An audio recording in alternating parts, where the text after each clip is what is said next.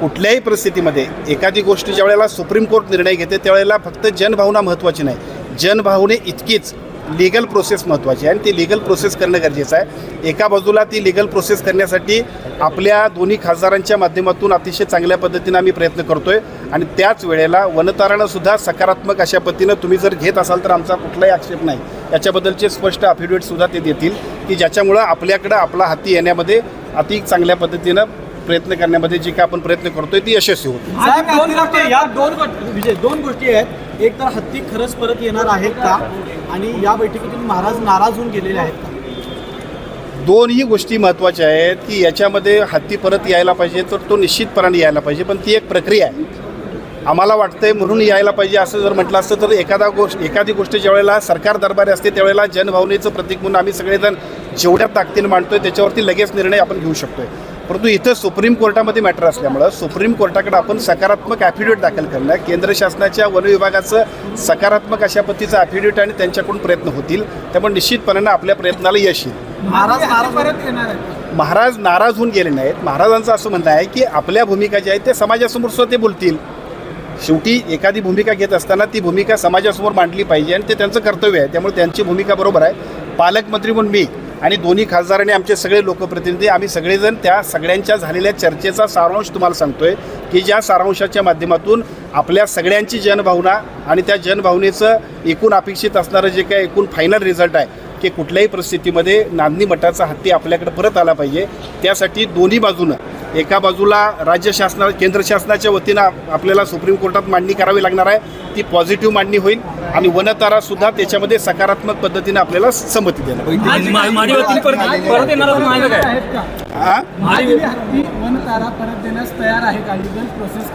निश्चितपणानं तयार आहे. खरं तर त्यांना इकडे आणण्यामध्ये ज्या पद्धतीने एका बाजूला धैर्यशील माने, दुसऱ्या बाजूला धनंजय माडिक साहेब आणि विशेषतः आमचे आदरणीय डॉक्टर खासदार श्रीकांत शिंदे साहेब यांचे सगळ्यांचे प्रयत्न होते.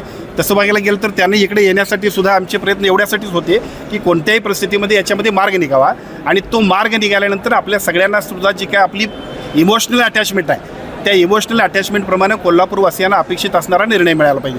तो निर्णय मिळण्यासाठीची प्रक्रिया सुरुवात झाली.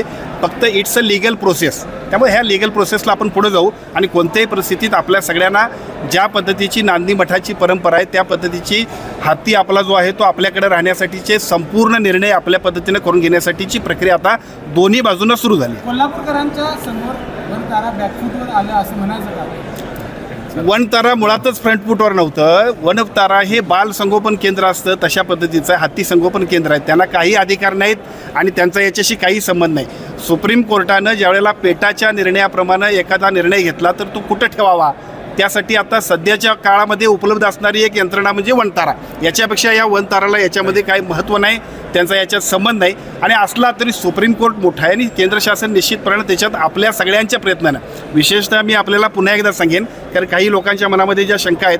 अनेक वर्ष नागपंचमीचा जो काय 32 शिराळ्यातला जो काय आपण सगळेजण नागपंचमीचा उत्सव होता तो बंद होता, परंतु केंद्र शासनानं सकारात्मक भूमिका घेतल्यामुळं याच वर्षी नागपंचमी पूर्वीप्रमाणेच इथं सुरू झाली. त्यामुळे मला असं वाटतं की आजचा सुद्धा जो निर्णय आहे तशाच पद्धतीने करण्यामध्ये आपण यशस्वी होणार आहोत. हत्तींचा धुमाकूळ कित्येक वर्ष आहे. 5 ते 6 हत्तींचा कळप त्या ठिकाणी होत असतो. वनताराला किंवा पेटाला तुम्ही तो पर्याय दिलेला आहे का? आज आम्ही तो पर्याय दिलेला आहे. त्यांना म्हटलं बाबा आमच्या या देवस्थानच्या हातीपेक्षा ज्यांच्यामुळं आम्हाला त्रास होतोय त्या हातींना तुम्ही घेऊन जा आणि मला वाटते त्याच्याबद्दलची पुढच्या टप्प्यात त्यांची टीम येईल आणि कोल्हापुरातल्या विशेषतः आजरा, चंदगड, भुदरगड, राधानगरीतल्या सगळ्या लोकांची सुद्धा त्यातनं सुटका होईल. बाळ फ्रीजमधून श्रीखंड काढ ना. आम्ही पूर्वी घरीच बनवायचो श्रीखंड. त्याची चवच वेगळी होती. आता काय सगळं रेडीमेड. आजी हे श्रीखंड खाऊन बघ. आज तुझ्या आईनं घरीच बनवलं की काय? हे आहे गोकुळचं श्रीखंड. अगदी जिभेवर रेंगाळणार. जिभेवरच नाही तर मनावरही रेंगाळणार. गोकुळ श्रीखंड, मनावर रेंगाळणार.